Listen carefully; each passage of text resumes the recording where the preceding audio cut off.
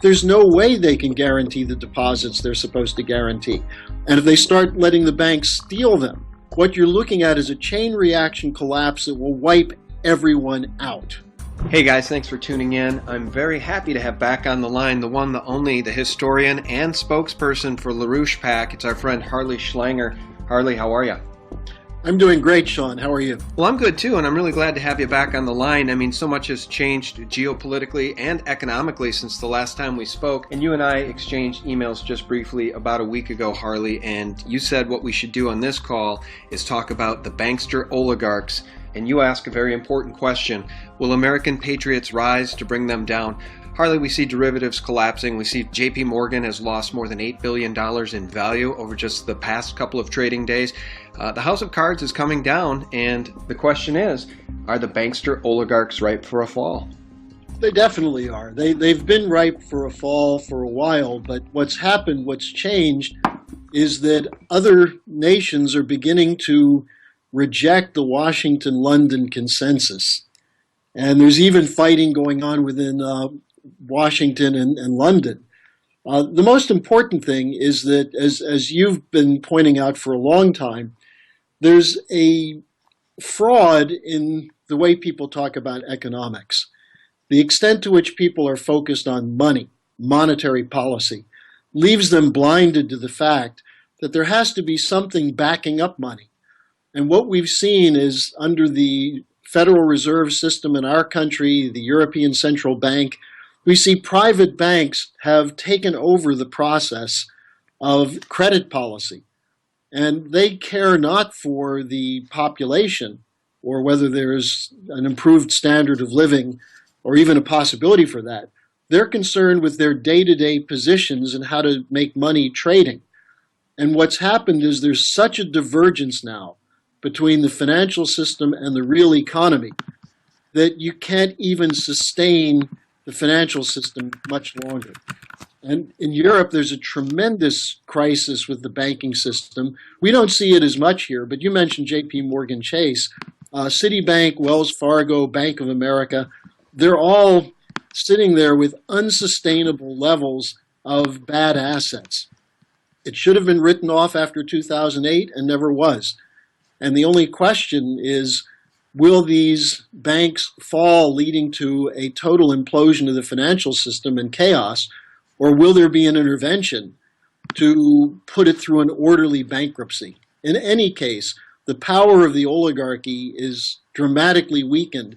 And we see that with Obama. Obama is looking for any diversion he can find to avoid a discussion of the economy. Well, Harley, to that end, I want to ask you a little bit about precious metals, and I want to ask you a little bit about the debt of the banks. In an odd twist, you're going to love this, a Canadian bullion dealer is now offering to pay interest on gold and silver, and they're willing to pay up to 4.5% interest, but here's the hook.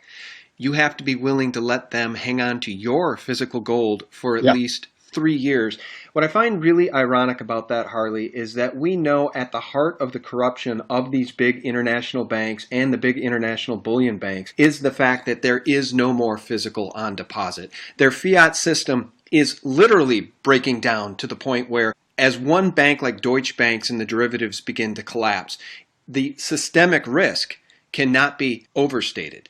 One bank's problems is all of the bank's problems. And I just wanted your opinion on that. Don't you find it ironic that now there's a bank in Canada saying, hey, give us your physical gold, trust us, you can trust us, and we'll pay you 4.5% interest, and we'll hold your physical. Would you dare do that, Harley? You'd have to be insane to entrust your physical gold to these banks. There's a grab going on for anything that's real by the banks and by their networks. And the element here of fraud is what you have to look at. They've been pumping the system with dollars, with quantitative easing, with bailouts. They tried to go with bail-ins, and you and I had discussed this last time. They can't do the bail-in in Europe because everyone knows that you're not going to be able to save the banks by stealing the deposits, but you might end up with the bankers lynched if they actually steal the deposits. They're looking for any source of money they can grab, and I don't just mean paper money, but properties. Hedge funds are buying foreclosed properties, which is what has increased to some extent, an uptick in the home markets. There's a short-term increase in prices on copper and other metals, but that's largely because the supply had gotten so low. So when we talk about a divergence between the financial system and the real economy, the question is, how do you keep the smoke and mirrors going so that the suckers will do something like turn over their gold or pay negative interest rates, pay money to banks for the privilege of giving them your deposits, which will be eaten up if there's a bail-in. So the bankers are betting that the people will be stupid and go along with these things, and basically with the threat that if you don't have banking stability, you lose everything. So you've got to make sure the banks survive. And what people have to realize is that the banks are pretty much gone. They are bankrupt. The pension funds are bankrupt. They can't be, you can talk about Social Security all you want. The pension funds are sitting there with huge volumes of derivatives, which they figure they can sell if they need to get some liquid cash. But there's no market for these things. The interbank market in Europe is completely frozen. So, I'm not surprised that there are banks that are trying to get their hands on whatever assets you have. Gold is an obvious one. Yeah. That's right. It'd be crazy to go along with it. Yeah, and the other thing is, Harley, you mentioned that they're trying to get their hands on your cash. I mean, they're going to gut the pensions, and they're literally going to try to steal people's bank accounts through negative interest rates. Now, it's amazing enough that they would even introduce the idea of negative interest rates, because in my mind, Harley, that alone should create exactly what they don't want, which is a run on the banks, because people should then just take their cash out. But of course, now they're trying to ban cash so that people can't get their cash out, Harley. But the other thing that they're doing is they're running all these test cases. Like Cyprus was a test case on the bail-ins, and there wasn't a huge reaction. There was a reaction last December when Italy put 4 banks through bail-ins, and 10,000 depositors lost everything. So that reaction forced the European Union to back down on going with the bail-in. They're still debating how to do it. Janet Yellen and others, the fact that they're talking about negative interest rates, that they've gone to negative interest rates in Switzerland where people are willing to pay to keep their money, but Japan has negative interest rates. The fact that they're talking about it is they're trying to gauge what the reaction will be. And most people are so terrified of their financial future, financial insecurity, that they don't speak out. They don't say anything about these things. And so in a sense, the test case is telling them, go ahead and try whatever you want, that people will not react. And in the meantime, we've got this diversion called the presidential campaign, where there's absolutely no discussion about this real problem of the bankruptcy of the financial system. Yeah, you're right. We're going to talk about that presidential campaign, too. I want to ask you about Hillary Clinton, a perpetual habitual liar. But before we do that, I want to play this soundbite for you from Andy Hoffman. Because those of us who are paying attention, Harley, are waking up and are reacting in absolute horror. In fact, listen to this. He predicts 4.5% negative rates in Europe, 3.5% in Japan, 2.5% in the UK, and 1.5% in the United States. And my God, they are actually planning to hoard everyone into the banks and then take their money. That's from my recent interview with Andy Hoffman. And that's what people need to understand. Negative interest rates is a scheme to steal what is left of the people's wealth. Well, when they announced the attempt to sell bail-in bonds as a way to raise regulatory capital in Europe, initially people said, well, what's the deal here? We get 2 or 3% interest when there's no interest rates at all. Yeah, why not do it? And they didn't read the fine print, which basically said these bonds are unsecured debt. In other words, the banks can renege on them and keep the money. Now, that was parallel to the adoption of bail-in, where they could start seizing deposits. And this is in Dodd-Frank Section 2. It's in the U.S. law that bail-in rather than bailout would be the policy. But in the chatter that goes on behind the scenes, everyone acknowledges that even if they do steal deposits, it's not enough to cover what they need. Most recently, the new chairman of the Minneapolis Federal Reserve spilled the beans. He said, look, we're going to have bailouts because the alternative is letting the system collapse. So they don't believe that these schemes will work, but they'll go up to the edge with them, and they will go as far as they can until there's a reaction. And that's why I brought up this point that unless the American people do wake up and do act, and I don't just mean act for personal survival by pulling your money out of the bank. I mean, if you pull your cash out of the bank and stick it in a mattress, you have no guarantee that that money is going to be worth anything in 60 days. So, we need a change in policy. And that's where the change has to take place. Yeah. Let's turn our attention now to these.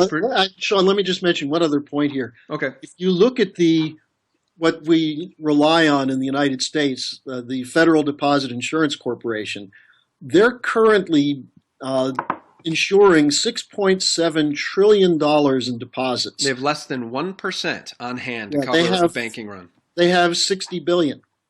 And they have a $500 billion credit line at the Treasury. So $565 billion backing up $6.7 trillion. There's no way they can guarantee the deposits they're supposed to guarantee. And if they start letting the banks steal them, which is the other aspect, what you're looking at is a chain reaction collapse that will wipe everyone out. Well, Harley, that is why we've been telling people for years now, physical precious metals, gold and silver, will offer some protection, some safe harbor from the banking criminals that seek to steal what little you have left. And they really are criminals. And, turning our attention back to these presidential politics, it astounds me that the name Hillary Clinton can still be mentioned by the mainstream mockingbird media with a straight face when she is such a perpetual criminal and a habitual liar. This woman received $675,000 for three private speeches at Goldman Sachs. She's the ultimate banking insider in terms of politicians. She's the ultimate oligarch. And here you have people in this country actually willing to vote for her. Harley, how do you even explain that? And then how do you explain the Trump phenomenon? Well, the Trump phenomenon is easy. People are happy to see someone show contempt for the establishment. It doesn't even matter what Trump says he's going to do because he hasn't really outlined a lot of plans other than the wall. It's the contempt for the system, the contempt for the establishment. Now, Hillary is the establishment.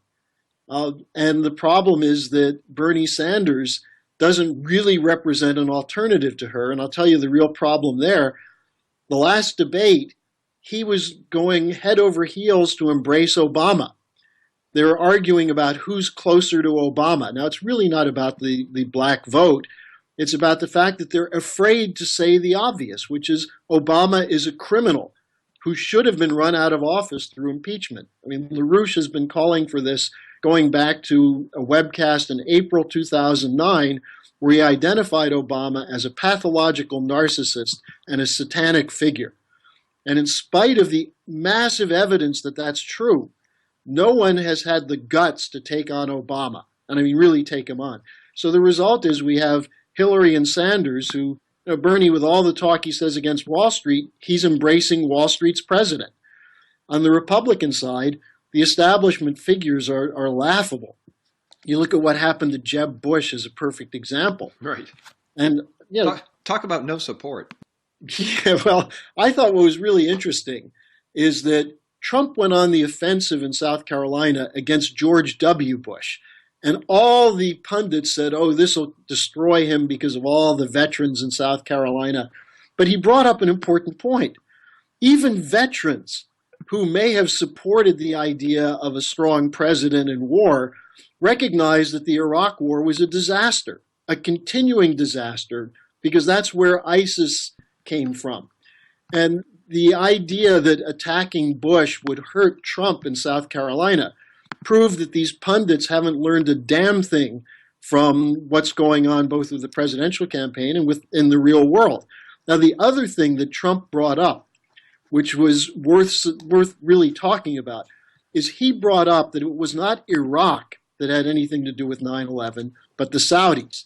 And the Saudis continue to be the dominant factor in the continued terrorist assault in the Middle East.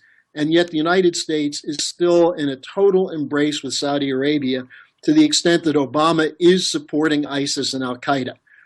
So Trump went further than anyone else has gone. Now he's got to go all the way and say, look, this is Obama's policy. It wasn't just Bush's policy. Right.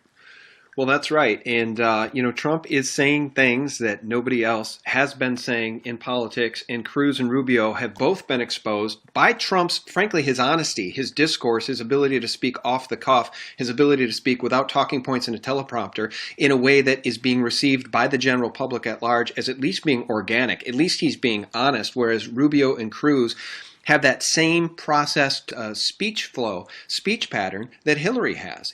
And you mentioned Hillary's connection to Goldman Sachs, and it's much bigger than the $675,000 in speaking fees because the banks have been contributing a large amount of money to the Clinton Foundation. But Ted Cruz sleeps every night with the enemy. His wife was an executive at Goldman Sachs who took a leave of absence. That's right, and he didn't even disclose that. I think when he filed his paperwork to run, he put her down as a baker instead of a banker. Well, he also neglected to mention $1.2 million loan for his Senate campaign in 2012, I guess it was, when he said that he was taking all the money from his savings account to run for Senate. He actually was given a $1.2 million loan, which he did not disclose, from Goldman Sachs. So, to go back to the Trump question, the bigger issue here is that when we talk about an uprising in the United States, it can't be that people just wait for some person to ride in on a white horse and take on Wall Street, take on the oligarchy. It's got to be an organic mobilization of the American people, and it needs specific programs. And one of the things that you and I have discussed for several years now is that the best way to bring down the bankers right now would be to start with Glass-Steagall. So you take away the depository institution's ability to seize deposits to back up worthless debt. The separation of commercial banks from investment banks would expose the investment banks as running Ponzi schemes.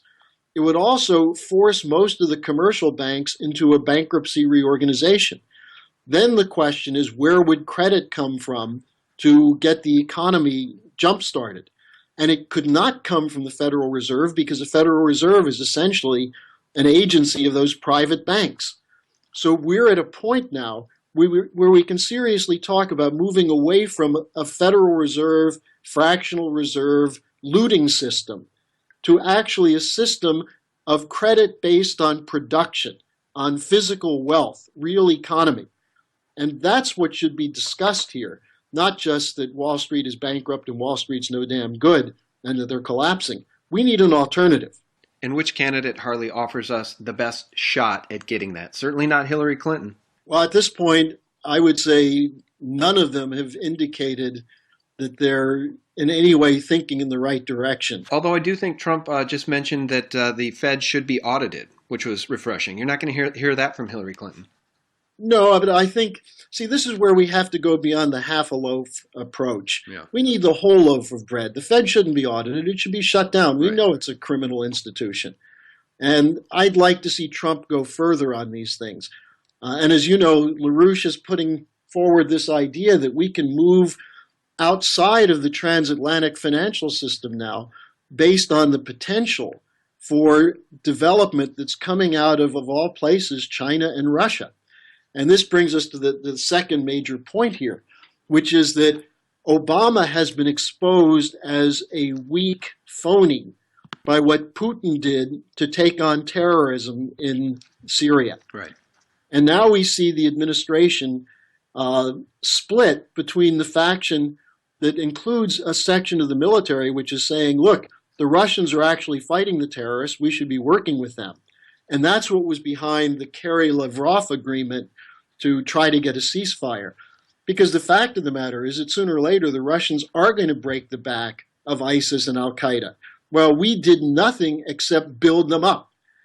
And so you have another faction in the administration, which is typified by Brennan and the CIA, which is trying to sabotage the ceasefire to protect the terrorists that they've armed and trained. So this gives us a perfect opportunity to bring Obama up on charges of violation of the Constitution, criminal charges.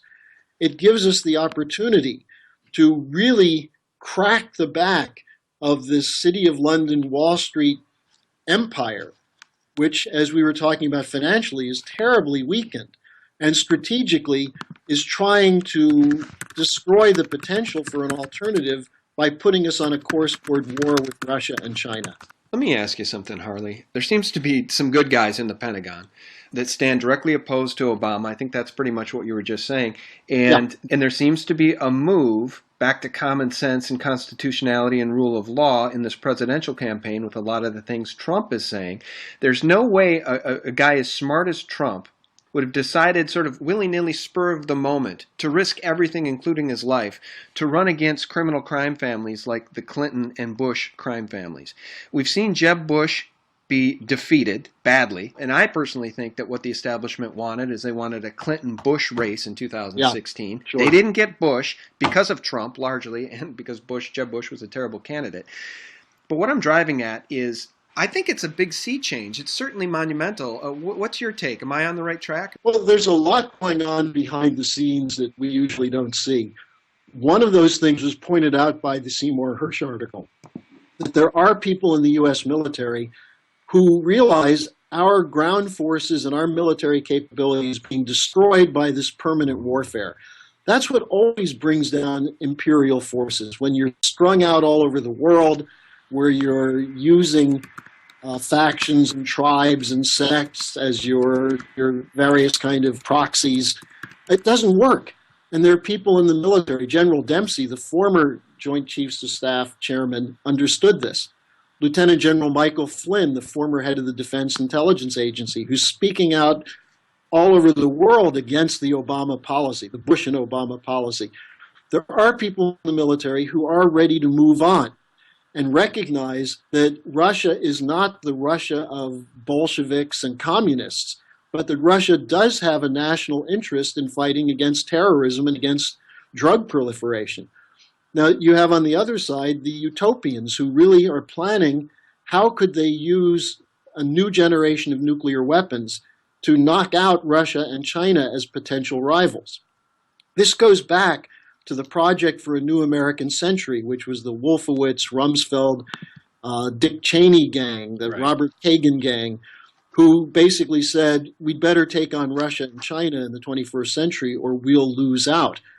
Now, you have the same thinking on the liberal imperialists, the Susan Rice, Samantha Powers, who control Obama. And a key nexus point there, and this is important, is Hillary Clinton, because she's the one who brought Victoria Nuland, who's part of this PNAC crowd, brought Nuland in to run the coup in Ukraine. That's right.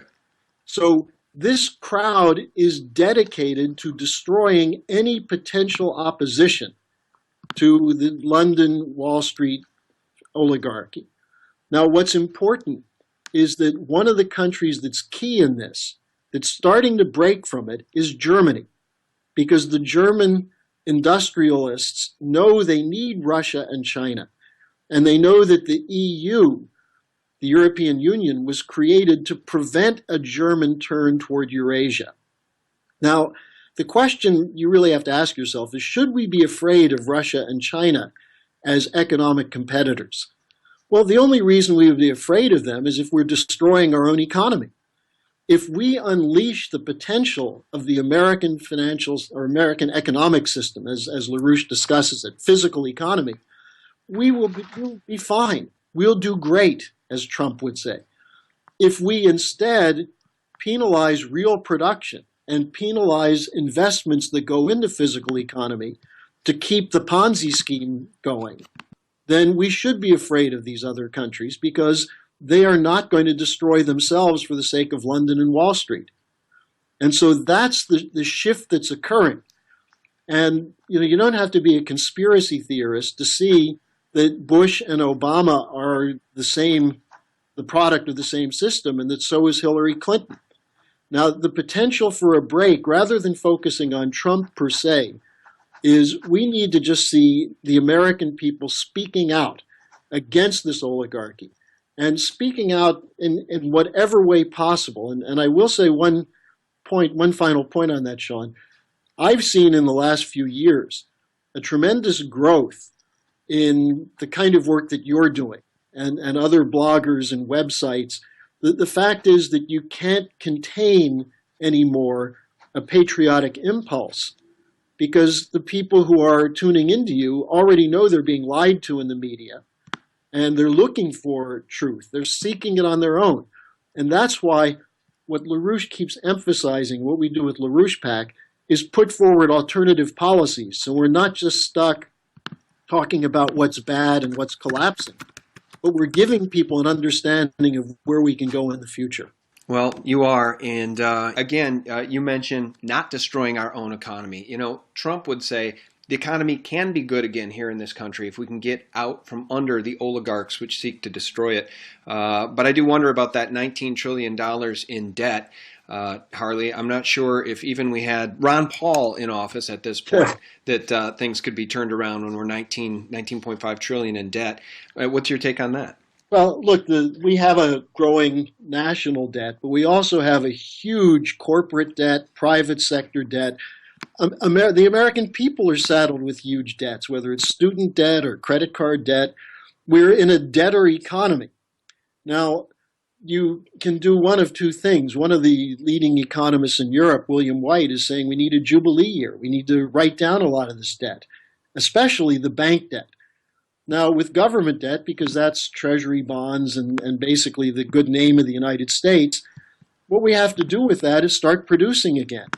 The way to reduce debt is to make sure that whatever credit you're issuing is going to something that will produce more wealth than the utterance of credit implies. In other words, with productivity gains, with science and technology, we know this from the past. We know this from the post-World War II economy. The United States grew because we modernized the steel industry. We modernized the auto industry, the aerospace sector. With NASA, we produced as a spin-off the computer industry. These things increase the wealth, as a study at the time on what NASA did, $10 to $14 in private sector profit for every dollar that was spent by the government. Now, that's where government seed capital formation actually works, when it's credit that goes into physical economy, into infrastructure, into real job creation, not these phony part-time, temporary, low-wage jobs that Obama is so enamored with. So the way you deal with debt, as Alexander Hamilton said, is you never take on a debt without the means to extinguish it. It'll take a while to pay down the 19 trillion, but we could do it. Instead, we're borrowing more and more money to pay the debt and to service the debt. And that will never work. That's the sure prescription for bankruptcy. Yeah, that's right. And it is that, I think, 6% mandate built into the Federal Reserve System, the privately owned banking oligarchical system in which the people have to pay interest on every dollar printed into existence by the Rothschild Rockefeller criminal printing press. And that's the Federal Reserve System. That's the way it's set up. Oh, absolutely. The central banks around the world are set up that way. If you get rid of that, then you're immediately going to start lowering the debt. And, rather than cutting money for job training for poor people or drug rehabilitation and mental health, we should be cutting the debt that's going to these usurers. That's the way you solve the problem. Yeah. Usury is the problem, and it is the weapon by which these bankers are attempting to enslave, and have effectively enslaved humanity. And guys, if you're not familiar with LaRouchePAC.com, please go there, because the type of articles you're going to get, like this one, let me read just a bit from this one. Putin drives ahead with Syria peace initiative, urgent to cast aside Obama and the British. Russian President Vladimir Putin is driving ahead this week on the new Syria ceasefire initiative in its full implications to back down the warmongers. Elements in this process over the February 22nd to 23rd period are serving to tie down Obama and his London controllers with more and more constraints. You're not going to find that type of reporting, guys, at CNBC, at Fox News, at CNN, but you'll get it from LaRouche PAC because they're honest people and they're really, really trying to save our nation from annihilation. And Harley, it's always my great honor to be able to speak with you. Can you tell people how they can learn more or get involved? Sure. The first place to go is LaRouchePAC.com. And, as I've done several times on this program, if people want to contact me, I've maintained some correspondence with a number of your subscribers, Sean. That you can contact me at harleysch@gmail.com. So it's HARLEYSCH@gmail.com. And it may take me a few days to get back to you, but I do appreciate the fact that you have people who are seeking truth, and more and more of them are saying, well, what do we do to win this fight? And that's the kind of thinking we need. You just made an important point about how the oligarchy has made the American people submissive. And that's where they're testing the reaction to negative interest rates, testing the reaction to Obamacare and things of this sort. And we've seen impotence from the Republicans who say they oppose it, but then they capitulate. We actually need something that goes outside of the system, that reconstitutes the institution of the presidency as an agency that is for the American people, not for the banksters. And so if people want to get involved with that, go to LaRouchePAC.com, send me an email, and I'm happy to work with people. Always cool, Harley. I've always thought that's really neat that you're willing to correspond with people directly. And guys, it's an opportunity to get involved. I mean, I think we're seeing a sea change with some of the things Trump is saying, and I do think he stands in stark opposition to the Bush-Clinton crime families. Say what you want about Donald Trump, but he's a whole lot better than Hillary Clinton, Jeb Bush. Well, and let's just say this, he scared the hell out of the establishment, and they don't know how to react. Yeah. And that should tell you that those people who think you can never beat the establishment, they're there to be taken. Yeah. You have to do that. Yeah, and that's why I wanted to bring it up again. This Trump thing, I think, is really refreshing because unlike what they did to Ron Paul, it doesn't appear that they're going to be able to steal this election from Trump. He's just got too much support. He's got too big a lead over Cruz and Rubio. So what I think they're going to try to do, Harley, is they're going to try to steal it in the general election, and they'll try to steal it for Hillary. Well, the way to avoid that is to make it clear that the American people won't tolerate it. And I think that's what we have to work on. Well, Harley, I'd like to speak with you again here in coming weeks. If you don't mind, can we get together again in another 6-8 weeks or sooner if you think the situation warrants it? Sure, I'm at your disposal, Sean. Okay, thank you so much. And guys, check out LaRouchePAC.com for really terrific information and to learn more about how you can get involved and you can make a difference for our nation.